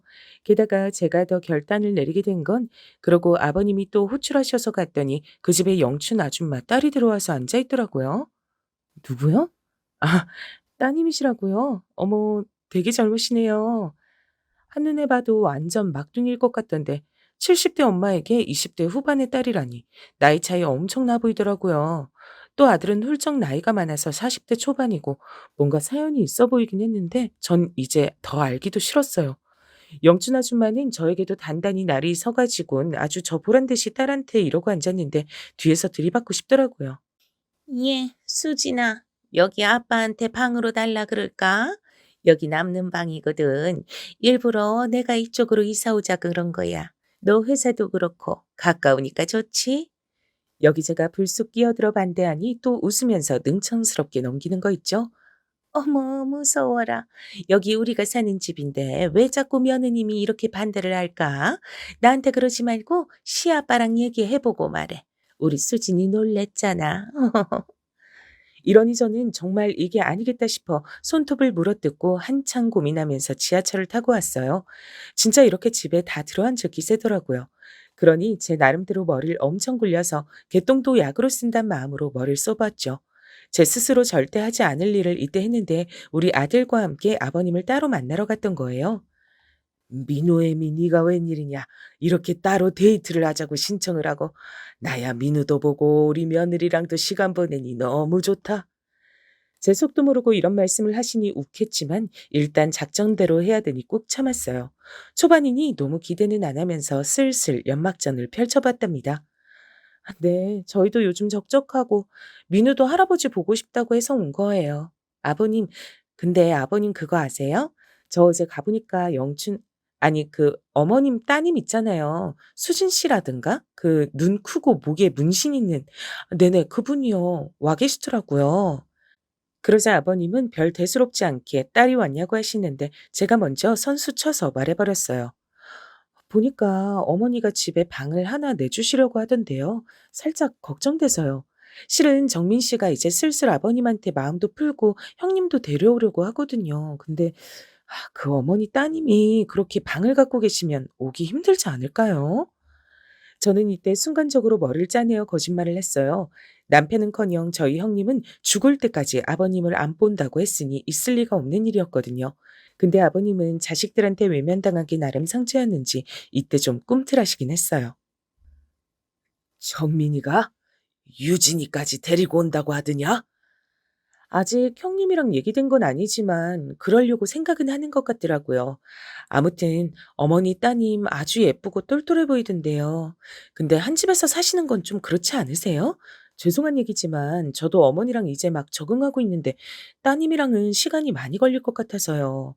민우도 자기 고모가 따로 있는데 새로운 고모가 있는 거 보고 놀랄 수도 있고. 아무튼 저는 이게 말이 되는지 안 되는지도 따지지 않고 정말 별수를 다해서 둘러댔어요. 어떻게든 그 영춘 아줌마 뜻대로 돌아가지 않게 하고 싶었거든요. 그러면서 슬쩍 옛날 명언에 기대어 이 말 한마디를 쓱 던지고 빠졌답니다. 왜 첩이 첩고를 못 본다는 얘기 있잖아요. 그걸 인용해서 이렇게 말씀을 드렸는데 생각보다 아버님 꽤 동요하시던데요. 근데요, 아버님 좀 외람된 말씀이지만 그 수진 씨나 광철 씨 두 분 다 어머니가 어떻게 얻으신 자녀들이세요? 각자 나이 차이가 꽤나 보여서. 음, 저도 약간 걱정되는 게 있어서 말이에요, 아버님. 그러자 아버님은 본인도 그게 그렇게 막 시원스러운 배경은 아니셨는지 왜 그러냐고 곧장 물으시더라고요. 그게 걱정스럽잖아요. 본래 부모님이 재혼하시면 자식들은 걱정이 많을 수밖에 없으니까요. 아버님이 새로 누굴 만나시는 걸 반대하는 게 절대 아니라요. 상대가 괜찮은 사람이어야 되니까 그런 것들을 신경 쓰는 거죠. 사실 아버님이랑 영춘 아줌마랑 제대로 시골리고 그런 것도 아니고 혼인신고도 했는지도 모르겠지만 일단은 쭉쭉 얘기를 했어요. 그게 좀 그렇잖아요. 자식을 어떻게 얻으신 건지 시원하게 알려준 게 없어 보이고, 그러고 벌써부터 그렇게 딸을 데려와서 집을 내주실 생각을 하는 게, 제 친구네도 보니까 아빠가 황혼 재혼하셨는데 말년에 재산까지 다 뺏기셨어요. 죄송해요. 아버님 이런 얘기.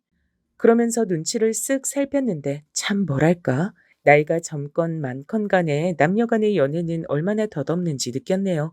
그렇게 와이프 고생시키고 암까지 걸려 먼저 보내게 할 정도의 천년의 사랑짓거리를 했으면 이 정도 말에는 뚝심 있게 흔들리지 않아야 되잖아요. 근데 아버님은 벌써 눈동자가 슬슬 흔들리시더라고요. 그, 뭐, 그래. 그런 경우도 있겠지.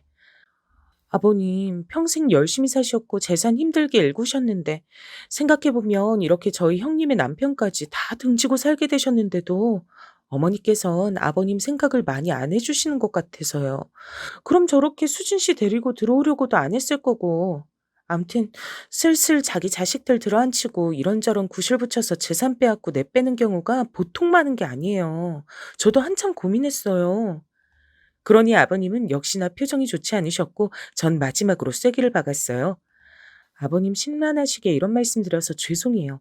이건 비밀로 해주셨으면 좋겠어요. 어머니가 들으셔서 좋아하실 얘기가 아니고 또 그런 분이 아닌데 괜히 불편하실 수도 있으니까. 아무튼 그럼 또 들릴게요, 아버님. 그러고 나와서는 나름의 수확은 있다고 생각을 했답니다.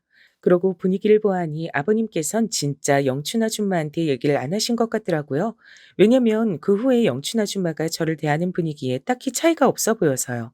이런 상황을 일단 남편에겐 얘기하지 않은 채 전 조심스럽게 이 상황을 이어갔어요. 먼저 저를 불러다가 만나자고 하시기에 저도 아버님 댁에 갔죠. 아시다시피 이번에 재관 씨 생신이잖아.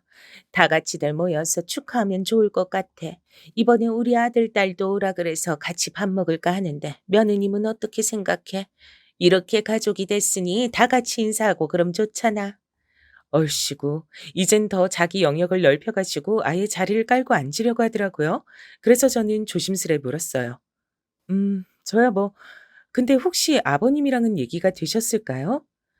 아니, 아직 재관 씨랑은 얘기 안 했어. 수진이도 이번 기회에 제대로 인사시키려고. 뭔가 딱 보니까 아버님이나 영춘 아줌마나 의붓 자식들을 어떻게 할지 서로 대화하는 건 없어 보이더라고요. 그래서 전 얼른 틈새에 끼어 말했어요. 저번에 이제 시어머니가 되셨으니 뜻에 좀 따라줬으면 좋겠다고 하셨잖아요. 그래서 저도 많이 고민해봤고 거기 맞추려고 해요. 근데 조심스럽게 드리고 싶은 말씀이 있어서요. 그 자녀분들 부르는 건 약간 신중하셔야 될 것 같아요. 어머, 왜? 우리 애들이 여기 드나들지 못할 게 뭐가 있어? 난 걔들 엄마고 새로 아빠가 생겼는데 말이야. 그래서 저는 즉각 나중에 걸려도 상관없을 얘기를 슬쩍 던져봤어요. 그때 가선 그때 다시 핑계를 대면 되지 않을까 싶었거든요. 일단 저 자체가 이 할마 씨가 너무 밉고 어머니 자리를 꿰차고 이런 그림을 만드는 게 진절이 나기 싫었어요.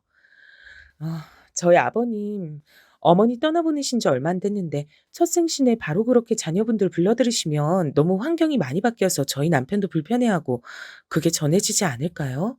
그러면 아버님도 좀 생각이 많아지실 텐데요.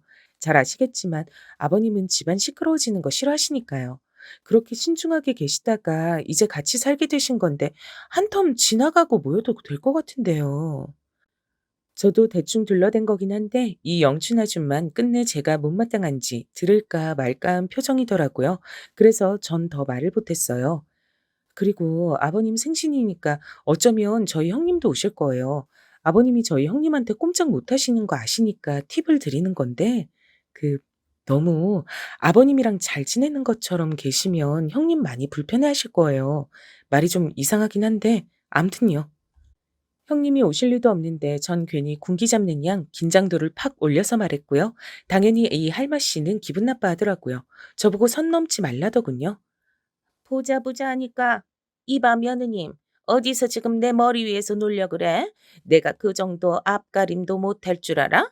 말려서 말인데 나 볼장 다 보고 무서운 거 없어.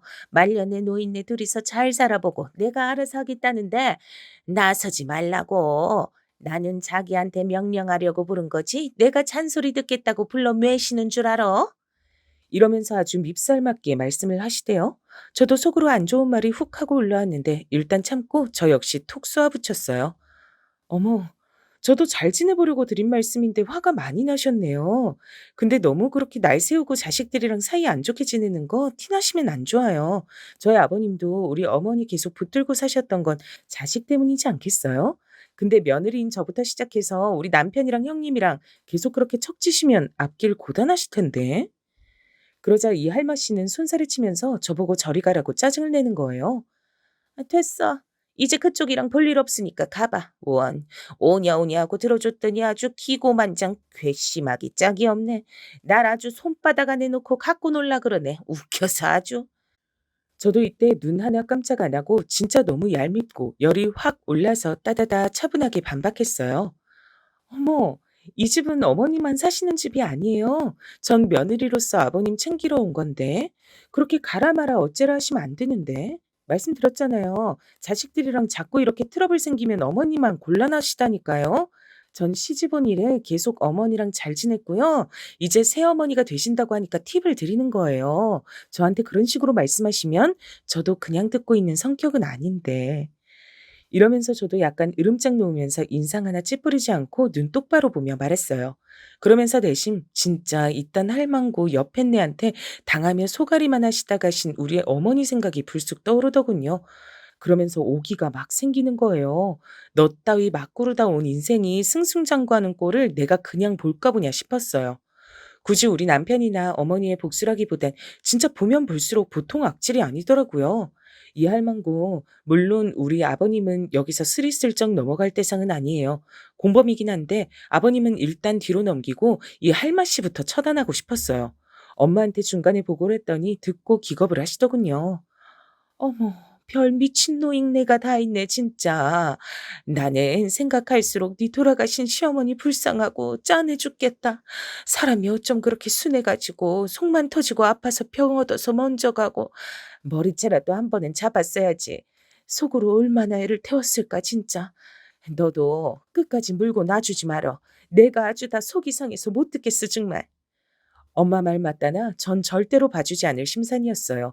이 와중엔 남편에게도 일절 아버님과 그 할망구 얘기는 하지 않고 혼자 쭉쭉 진행을 했어요. 바로 아버님 생신 준비한다는 핑계로 안 그래도 근처로 이사를 오셨으니 틈만 나면 시댁에 들렀죠. 저 왔어요. 아버님께 생신 준비한다고 말씀드리니 비밀번호 알려주셔서요. 냉장고 좀 봐도 되죠? 그러니 소파에 대자로 퍼져 있던 할마 씨는 곧장 일어나서 인상을 막 쓰더라고요. 그리고 그 딸내미는 한쪽에서 이미 자고 있길래 제가 곧장 눈치를 줬어요. 그 뭐지? 수진 씨라고 했던가? 여기 이러고 있으면 안 되는데. 일어나서 세수라도 하고 오든지. 여기 이렇게 막 와서 자고 놀고 그러면 안 돼요. 저기 어머니, 아버님은 아직 모르시지 않아요? 우리 남편도 이때 저녁에 여기 들릴지 몰라요. 얼른 수진 씨 보내는 게 좋으실 것 같은데. 그러자 할마 씨는 아주 눈에 불이 나오게 생겨가지고 입은 억지로 웃으면서 말하더라고요. 내가 알아서 할 거니까 며느님은 신경 안 써도 돼. 근데 자꾸 이렇게 말없이 들이닥치고 하는 게 누가 시어머니고 며느리인지 모르겠네. 내가 재건 씨한테 말할 거니까 생신 준비도 내가 알아서 할 테니까 그만 놔도 돼. 알았지? 어머, 아버님 생신은 자식들이 준비하는 건데요. 예전에도 제가 했었어요. 굳이 하시겠다면 어쩔 수 없지만 식구들 입맛 다 어떻게 맞추시려고요? 저 도와드리려고 온 건데 너무 오해하신다. 어머, 냉장고 꼴이 이게 뭐야? 지금 여기 입주해서 산지 2달도 안 됐는데 저 뭉탱이는 뭐고 아버님은 뭘 드시고 사시는 거예요? 어우, 여기 맥주 좀 버릴게요. 오, 더러워. 이게 뭐야? 이러면서 저는 하나하나 다 음식물 쫙 꺼내서 올리고 창문도 열고 청소한답시고 방문 다 열고 돌아다니면서 살폈어요. 여기에 그 수진인가 하는 계집애가 생짜증을 내고 인상을 쓰길래 전 곧장 아버님께 스피커폰으로 전화를 걸었어요. 네, 아버님, 저 여기 치우러 왔어요. 네네, 생신 준비. 그렇게 대단하게 하는 건 아닌데, 그래도 잘해드리고 싶어서요. 그럼요. 이번에 형님도 오실 거고, 남편도 모처럼 준비한다고 했어요. 근데 아버님, 이건 뭐예요? 이거 치워도 될까요? 이번에 민우도 할아버지 생신이라고 제대로 준비시켜서 오려고요. 에이, 그럼요. 와서 재롱 장난 아니게 부를 테니까 기대하세요. 일부러 크게 통화하면서 시끄럽게 굴고 집 하나하나 열고 뜯고 하면서 들으란 듯이 움직였죠. 나중에 지들이 짜증났는지 그 수진이란 기집애는 나가버렸어요. 그러니 할마 씨는 있는 대로 열이 받아서 제가 전화를 끊으니 뭐 하는 거냐고 짜증내더라고요. 그래서 저도 슬슬 화나니까 은근 긁어댔어요. 그나저나 저희 아버님보다 2살 누나시라면서요? 요즘 할머니들 얼굴에 뭐 많이 맞으시던데 그런 건 안 하시나 봐요. 어린 남자 만나면서 외모 신경 쓰셔야지. 아무리 나이 먹어도 남잔 남자잖아요. 그러다가 오래 채우기도 전에 나가게 되실 수도 있겠어요. 살 안 찌게 조심하셔야 될 텐데 그 연세에 빼짝 굶어서 마르려면 주름은 어떡하고. 어휴, 나이 먹어서 새 살림 차리고 살기 힘드네요. 그죠? 여기서 그만 할머 씨는 저한테 소리를 빽 질렀고 저도 으쓱거리면서 왜 그러냐고 받아쳤죠. 이야, 너 진짜 보자 보자 하니까 이게 진짜 웃기지도 않네. 너 아주 대놓고 나 긁으러 왔지? 네가 뭐야? 이 집 딸년이야, 아들이야? 지도 가족도 뭣도 아닌 외인인 주제에 어지간히 꼴값 떨고 앉았네. 너 그러고 용 쓰고 있으면 네 앞으로 돈 얼마라도 떨어질 줄 알아? 딸년 물리치니까 아주 괴물 같은 며느리가 와가지고 더 진상이네 진짜. 너 적당히 까불어. 그래서 저는 이때다 싶어 다시 약을 올렸어요. 이런 반응이 나오길 기다리고 있었거든요. 와, 저한테 이렇게 무섭게 말씀하시는 거 아버님한테 다 말해드리고 싶다. 아버님한텐 절대 안 보여주고 참고 사느라 얼마나 힘들어요. 그쵸? 멀쩡한 조강지쳐 놔두고 붙잡은 천년의 사랑이 이렇게 입이 험하고 다 낚어 채려고 하는지 절대 상상도 못 하실 텐데요. 아싸, 아버님한테 일러야지. 이러니 아주 개거품을 물고 저한테 달려들려고 하길래 전 얼른 막아들고 한마디 더 했어요. 죄송한데 이거 녹음하고 촬영했어요. 자꾸 저한테 은근히 말 못 듣게 하시고 아버님 앞에선 아닌 척 하시는 것 같길래 저도 살아남으려고 이렇게 했답니다. 요거 그대로 아버님한테 보낼 거예요. 어쩌실래요? 뭐? 야, 너 장난하지 마. 니깎기 뭐라고? 그러자 전 앞에서 핸드폰을 흔들며 다시 말했어요. 농담 아닌데요? 요거 그대로 틀어놔드릴까요? 엿장수가 엿하려고 노래하는 양 아주 구수하게 녹음됐을 거예요. 이 정도로 무너지지 않을 사랑이면 저도 응원해드릴 텐데 아까 막말하신 게 너무 많아서 가능할까 모르겠어요. 아, 그리고 이거 증거로 해서 두 분 아직 혼인신고도 안 하셨다면서요? 상간 소송도 생각 중이에요. 우리 어머니 자식들이랑 저. 너무 우습게 보지 마세요, 할머니.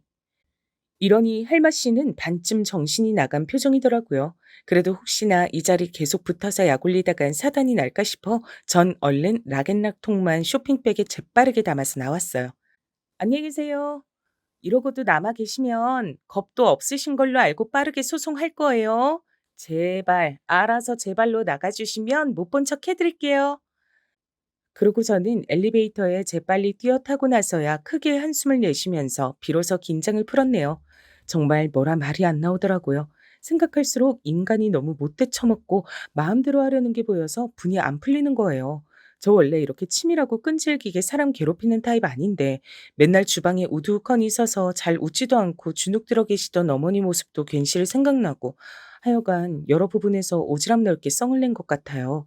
이렇게 잠깐 저도 사람이기에 얼마간 가책을 느끼긴 했지만 사실 그렇게 할 게 아니라 제가 아주 정당한 대처를 했다는 것을 얼마 안 가 알게 됐답니다. 이게 과연 저만의 공덕일진 모르겠지만요. 제가 마지막에 질러댄 소리에 큰 불안감을 느낀 할마 씨는 우리 아버님께 전화를 했나 봐요. 하지만 뭐랄까 어찌 보면 이미 양쪽에서 다 기름은 부어져 있던 상태에 불만 붙이면 시작이 될 판이었더라고요. 왜냐면 한 일주일쯤 지나 아버님이 먼저 연락 오셔서 이렇게 말씀하시는 거예요. 그 생신이고 뭐고 올해는 그만하자꾸나. 그럴 기분이 안 돼서 말이야. 이게 뭔가 했더니 결국엔 둘끼리 틀어져서 그 알마씨가 집을 나갔단 거예요. 근데 또 꼴에 완전히 나간 것도 아니고 떨어져서 생각을 하기로 했다나요? 전 여기 완전히 줄을 끊어버리고 싶어서 다시 심호흡하고 말씀드렸어요. 아버님, 솔직히 그분 이제서 말씀드리는 거지만 되게 야심을 갖고 계시는 분이더라고요. 남편도 엄청 고민이 많아요. 그분이랑은 이렇게 정리하시는 게 맞을 것 같아요. 나이 들어 만난 인연이 과연 자식들보다 더 마지막을 지켜줄까요? 게다가 그분은 본인 자식들을 하나 둘 데려와서 사실 생각을 하시던데. 결국 이렇게 되어 아버님은 모양이 어떻던 간에 그 질기고 독하고 제 기준 아주 추접하게 느껴졌던 인연을 끊어내셨어요. 그리고 한동안 조용히 사시다가 얼마 뒤 연락이 또 오시긴 했는데요. 남편은 이렇게 말하더군요. 나는 그냥 이렇게 살다 죽을래. 엄마가 마음에 남아서 앞으로도 아버지 못 볼 것 같아. 나중에 마음이 변할지도 모르겠지만 글쎄. 아무튼 안 만나고 싶고 그런 내용 나한테 안 전해줘도 돼. 이렇게 되어 아버님은 마지막 남은 희망이었던 아들에게마저 외면을 당하셨죠. 이러니 저러니 상간녀에게도 버림받고 상간녀도 쫓기듯 도망 나갔고 그렇게 죽고 못 살던 그들에게 낙원은 없었네요. 여러모로 씁쓸하지만 어쩌겠나요? 전 그 할맛이 약 올리고 쫓아낼 때도 도끼가 차있긴 했지만 아버님이라고 마음 편하시길 바라진 않았어요. 엄연히 이 상황에 아버님은 피해자가 아니잖아요. 외롭게 가신 어머니를 생각하면 남편의 말을 빌려보자면 아버님도 외롭게 마무리하시는 게 맞지 않을까 생각됩니다. 조강지처를 버리고 자식들 속을 그렇게 찢어내셨으니까요. 앞으로도 저희는 이렇게 살아가게 될 것 같아요. 다소 무거운 얘기였지만 여기까지 들어주셔서 감사합니다. 모두 건강하세요.